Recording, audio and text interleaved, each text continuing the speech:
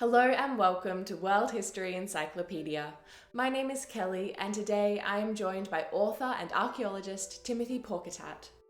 Timothy is a professor of anthropology and medieval studies at the University of Illinois, Urbana-Champaign, and is an archaeologist interested in the broad relationships between history and humanity, materiality and agency, effect and ontology, and religion and urbanism, with a focus on North America.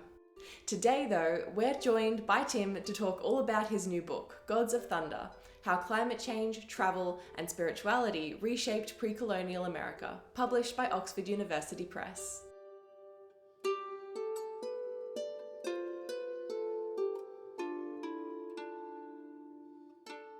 Thank you so much for joining me today. I'm so excited to talk to you about your new book. So let's start off with what your book is all about.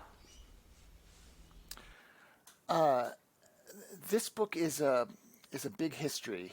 It tries to recast what that means in human and non-human terms. That is, I'm seeking in this book to think through climate change and how people live with climate change in the present by looking at the past, especially at this one really important episode that affects the entire Northern Hemisphere. And it's better known in Europe, but it's also really important in North America, and that is, of course, the medieval climate anomaly, or sometimes called a warm period. Right. And so, can you tell us a little bit about what that medieval anomaly is? Sure. Around 800 AD or so, climate around the northern hemisphere tended to warm up a bit, at least a degree Celsius, maybe two. It really varies depending on where one was back then in the northern hemisphere. And some places it even got a little cooler, but mostly it got warmer. And along with that warming trend, in some places got wetter, and in some places became much drier. And so, both in terms of temperature and in terms of precipitation, it has a very profound impact on human civilizations, as you might imagine. And this lasts until about AD 1300 or so, when the trend then turns away from being warm and becomes much cooler around the world. And that's the Little Ice Age. Right. And so, how did you get this information about this climate change? Is it like written text? Is it through archaeology? Well, certainly climatologists study this and other periods in the past, and they have information from everything from ice cores, to other deposits in other parts of the world from this time period, natural deposits. Archaeologists have a lot of information, again, depending on where you are. In North America, this is a very well-studied period because this is when some of the classic Mesoamerican and Southwestern and Mississippi Valley civilizations emerge, all more or less simultaneously in this period. So archaeologists don't draw so much on texts, although there are a few, mostly, Maya texts, short political statements from leaders at the time. By and large, we rely on the remains, both in terms of monuments and cities, how they were built, when they were built, how they were deconstructed, and even more so on the residues of daily life, what people were doing, tools, what they were eating, the debris from meals, and the like. Right. So what they were eating and the tools that they were using shifted during this time to adapt to the changing climate? It's more like the distribution of people across the landscape, whether you're looking at Europe and Asia, or whether you're looking at North America, changes, and sometimes dramatically. And so people move.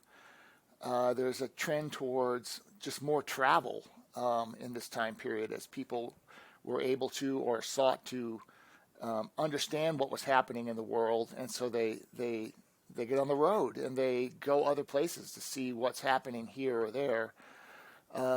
It's all part of a search for knowledge to understand the larger trends that they were seeing, and among the most significant being temperature and precipitation that either caused sort of forced changes on some people or enabled certain changes and for other people.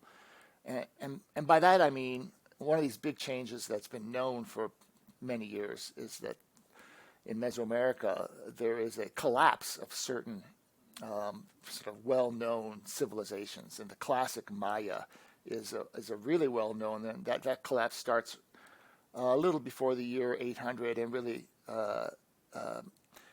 becomes complete by the end of the 800s. And that's, most people think that to some extent that is climate related. Turns out that there are other climate related changes like that, forcing other kinds of changes elsewhere across the continent. Again, some of them pushing people, some of them pulling people into new social, political arrangements. And at that scale, of societies, it's pretty easy to see archaeologically. Yeah, definitely. That is pretty incredible that something like climate can make such profound changes in cultures and civilizations. That's kind of blows my mind a little bit thinking about that.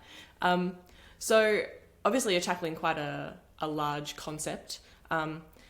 Why did you decide to write this book? Oh, I probably had 3 or 4 different motives. One was that as somebody who studies indigenous North America, before European contact, I have for many years, maybe much of my career, thought that archaeologists have tended to misinterpret what people's motivations were for changes, including ones involving climate. And this book is an attempt to show how people's motivations 1,000 years ago or so were different, and not what we typically expect, we being the Western intellectual world. And I think that's important to kind of rethink how people can engage climate change, in part because we need to think through how are we going to be engaging climate change as we go forward, and we need to expand our vision a little bit about the possibilities. That's probably the major reason that I wanted to write this book. Were there other what were the other reasons, if you don't mind me asking? Oh, no, I don't mind. I had just come off of writing a North American textbook, and unfortunately, and I've taught North American archaeology for most of my career, and in textbooks and in courses which are restricted to a semester, let's say, 13, 14 weeks, you're not and this is all part of kind of the intellectual tradition of the United States and the West generally, but you're not really supposed to think about the effects of Mesoamerica, which is this area mostly in Mexico, on the people north of the U.S.-Mexico border. So even in writing this textbook, my co-author and I were forced by the publisher to narrow the focus and only deal with people mostly north of the U.S.-Mexico border. And I know the story, the really interesting story, and cause and effect of this kind of big history has to include both sides of that border. And so I wanted to address that in another book, beyond that textbook. Yeah, absolutely. I mean, it only makes sense that it wasn't, it didn't only affect one tiny little region, it sort of would have affected a larger area. So it's great that you got that opportunity to expand the borders of the idea. That's awesome. There's a third reason it's a bit of an elaboration of the first one, and I'll lay it out for you as briefly as I can. And it's a theoretical development in archaeology that actually originated with indigenous people. That is, the way that indigenous people, especially in North America, relate to the world is different in many ways from the way other people relate to their worlds.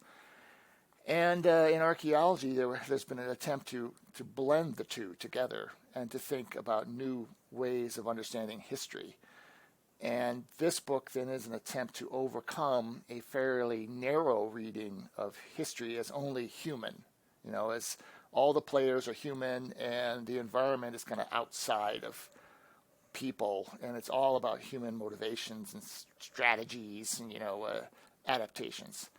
And what I wanted to do was allow other than human forces, wind and water, and the things that we reduce as climate. I wanted to let those be a part of the telling of this bigger history. That is incredibly fascinating. That is something that you just don't really think about, to be honest. That's awesome. Seems like a very new way to discuss and work with these ideas. That's awesome. I am very excited now to read your book.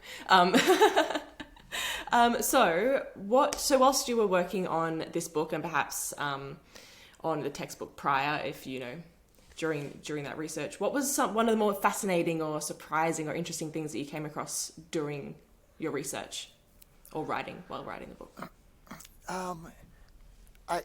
I had a good sense of the generalities of cross-cultural data sets. That as I knew I could write a book that examined a series of lines of evidence and that there would be something interesting to say. I didn't really appreciate how consistent the important changes that happened from the Maya around 800 AD up through Mexico, up into the American Southwest, and then over into the Southern Plains and up the Mississippi Valley. There's a real consistency to the changes. They're religious changes. They're things probably being driven by religious movements, or sometimes people will call these cults.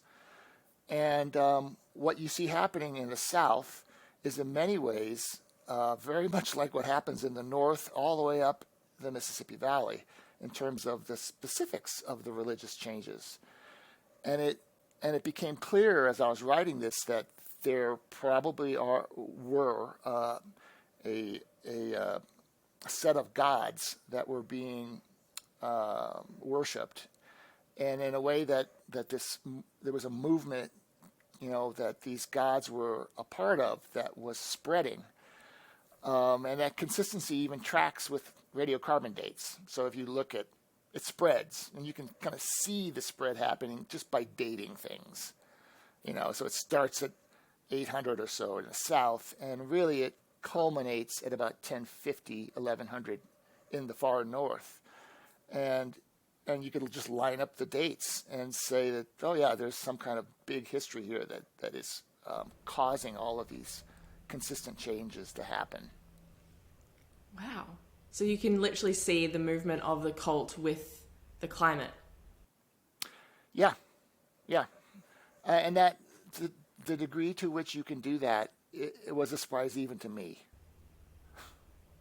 That's incredible, because I was going to actually ask if there was any sort of ritual or religious sort of shift because of the climate and because of the changing in their environment. But yeah, it's very much climate driven, but there are different kinds of climate change, and yet the same gods are involved because it's the gods that bring rain.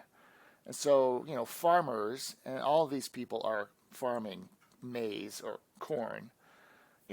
Corn's a very water-sensitive plant. So if there's a drought, that's bad.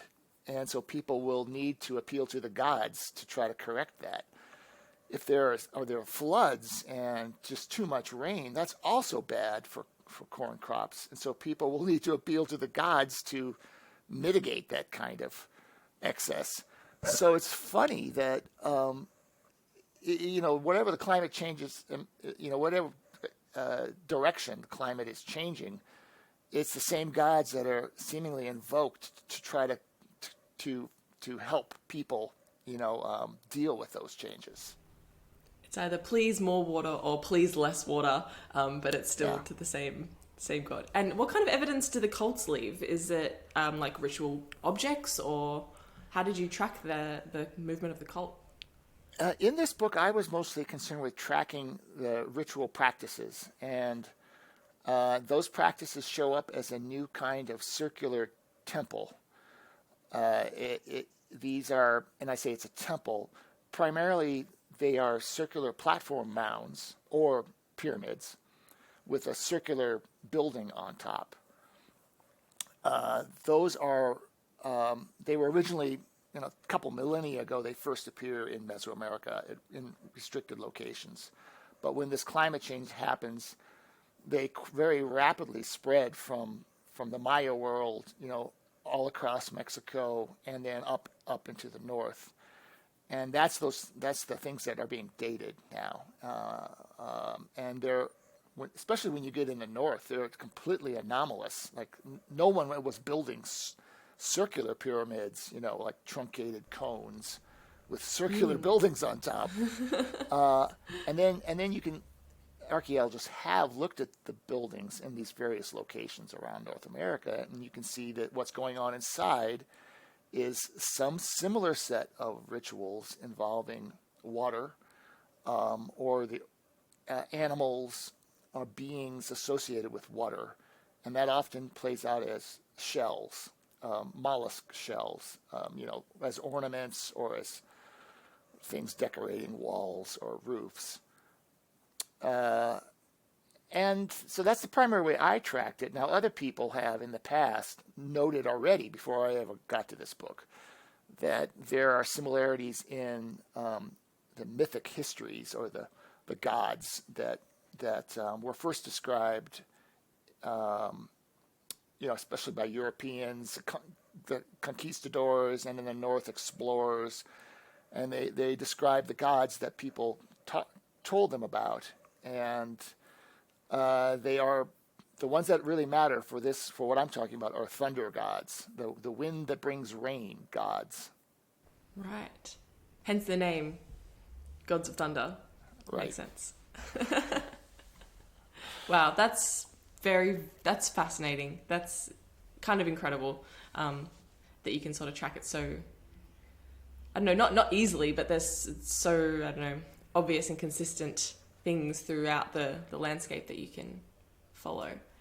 Yeah, and this is not something that most people in other parts of the world, outside of tribal descendants in North America or archaeologists who, more routinely work with tribal descendants, appreciate. That there was actually this major historical development that played out during the medieval period, just like other, medieval changes were playing out in Eurasia. And that it affects, hundreds of thousands, millions of people. And that's important, and people don't even know that it happened, by and large. It is important, and now hopefully more people will know, which is, I'm assuming, another reason to write this book, to sort of shed light on these topics. So probably the last question is, what is something that you really want people to know either about your book or about the topic as a whole?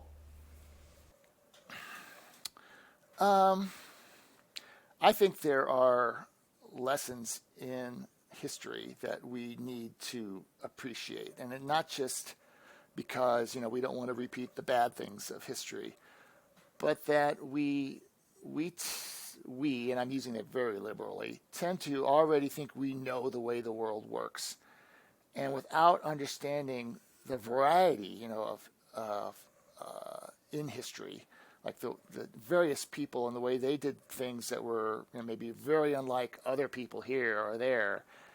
Without that kind of understanding, a global appreciation of history, we're missing a big part of the human story that should inform our ideas and our plans and our policies about the future. And that's kind of what I think, that's the ultimate reason that I think this kind of history is important, and I guess that's what I would like people to appreciate after they read a book like this. Absolutely. Incredible. Thank you so much for joining me today. It's been a pleasure talking to you about your new book, Gods of Thunder. If anyone is interested in buying the book, you can find the link down below to Oxford University Press's website. Again, thank you so much. You're very welcome. Thank you. This video was brought to you by World History Encyclopedia. For more great articles and interactive content, head to our website via the link below. If you like my shirt, you can find this design and a bunch more in our shop at worldhistory.store, or you can find a link for it down below. Thank you so much for watching, and we will see you soon with another video.